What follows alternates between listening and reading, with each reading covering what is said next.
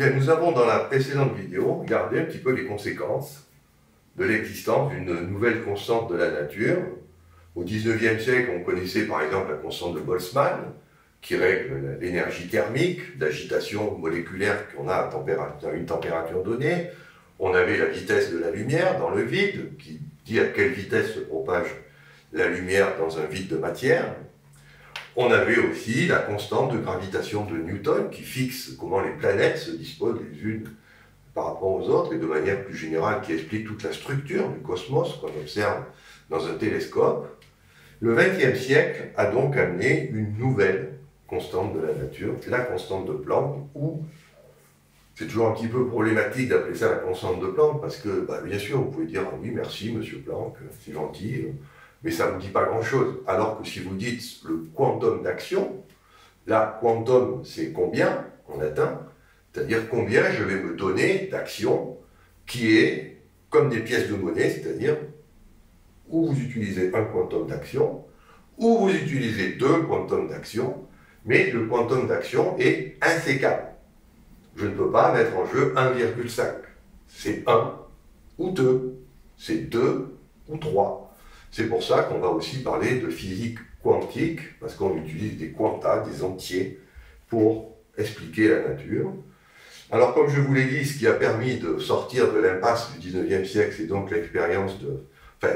l'idée géniale de Louis de Broglie de dire que ce qu'on croyait être des matières de masse et de vitesse, en fait, c'était des ondes.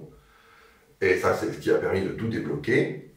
Et on a vu que cette idée que la matière se comportait comme une onde avait été confirmée par l'expérience, puisqu'aujourd'hui, on a des microscopes électroniques qui permettent d'observer les atomes et les molécules à l'échelle du nanomètre, donc qui est l'échelle caractéristique de ces objets. Alors, il y a une autre conséquence qu'on a vue, c'est que le temps n'existe plus en physique quantique. Alors ça, évidemment, c'est toujours un peu gênant, parce qu'on a vraiment l'impression que le temps, c'est une chose qui ne s'arrête jamais. Et là, la physique quantique nous dit que cette notion de temps, en fait, n'existe pas. C'est l'observateur qui crée le temps. Alors là aussi, il a fallu le vérifier. Donc là, par contre, autant c'est facile de vous expliquer ce qui se passe avec, par exemple, les expériences des fentes. Pour expliquer qu'il n'y a pas de temps en physique quantique, c'est un peu plus délicat, ça fait appel à des raisonnements mathématiques. Donc je vais me borner à vous donner la référence de l'expérience qui démontre que le temps n'existe pas. Elle a été faite, comme vous le voyez, donc en 2015. Ça s'appelle l'expérience du choix retardé, ou comment voyager dans le temps, parce que si le temps n'existe pas, ça veut dire qu'on peut voyager dans le temps. Et elle a été imaginée par un grand scientifique qui s'appelait John Archibald Wheeler, dont on aura l'occasion de reparler quand on parlera de l'information et de l'entropie. Donc cette expérience, elle est basée aussi sur un système où on exploite les propriétés ondulatoires de la matière, et elle démontre donc que la méthode de détection qu'on utilise ici pour détecter le résultat de l'expérience est située dans le futur et peut être décidée à partir du passé. C'est-à-dire que vous avez un dispositif qui est dans le futur, mais vous pouvez agir sur le passé pour pouvoir donner le résultat de la mesure que vous voulez faire. C'est une très belle expérience qui a été publiée, vous voyez, dans une revue qui est très sérieuse, Nature Physics, donc de la bonne science, et qui démontre sans ambiguïté que le passé, le futur, tout ça, c'est pas une notion qui est très bien définie en physique quantique à cause de ce comportement ondulatoire. L'autre conséquence, c'est que la matière n'existe pas. Alors ça, c'est aussi assez choquant. Le temps n'existe pas en physique quantique, la matière n'existe pas plus. Donc là, on le doit donc à ce jeune homme allemand, avec son chapeau et son joli sourire. Il s'appelle Werner Heisenberg. Il est très jeune, hein, vous voyez, il est né en 1901 et il va faire sa théorie en 1925. Il a 24 ans. On le voit bien, il est tout jeune. Alors, voilà ce qu'il nous dit. Je pense que la physique moderne a définitivement tranché en faveur de Platon.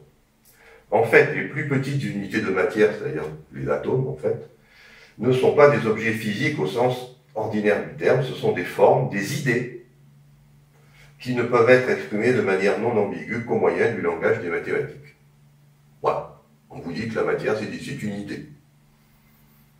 Ben, je suis sûr qu'il y en a certains d'entre vous qui sont un petit peu choqués de savoir que la matière, tout ce qui est autour de nous, ce sont des idées. Alors c'est quoi? Parce que Heisenberg, il dit bien sûr c'est des idées, mais après il va montrer qu'on peut représenter ça par des mathématiques. Et voilà, par exemple, il va dire la matière c'est ça. C'est-à-dire c'est la donnée de matrices infinies, où il y a des ondes.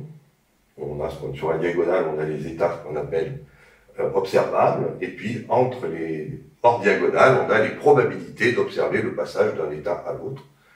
Autrement dit, tout est possible, c'est pour ça qu'il faut prendre une matrice infinie, parce que il y a une infinité de possibilités de réponses quand on pose une question. Et ça, c'est ce qui différencie le physicien quantique du physicien classique. Quand vous posez la question à un physicien classique, la particule, elle est où? Ben, il va vous répondre, ben, elle est là. Pas le physicien quantique. Le physicien quantique va commencer par vous dire, ah, elle est nécessairement quelque part. C'est-à-dire qu'elle peut être où vous voulez. Soit P, la probabilité qu'elle soit en ce point. Ça, c'est la réponse quantique. C'est-à-dire que, a priori, on ne sait pas où elle est. Mais par contre, on peut définir la probabilité qu'elle soit en un lieu donné. C'est ce qu'on appelle la fonction d'onde dans le langage Schrödinger. Ici, pour Heisenberg, c'est des matrices, en fait, qui permettent de parler de ça. Alors ça, c'est très commode, parce que cette théorie, elle va être développée en 1925. Et vous voyez qu'il y a des pulsations qui interviennent sur la diagonale. C'est-à-dire que l'atome n'est plus une matière. C'est plus une matière, chez Heisenberg, c'est un spectre de fréquences.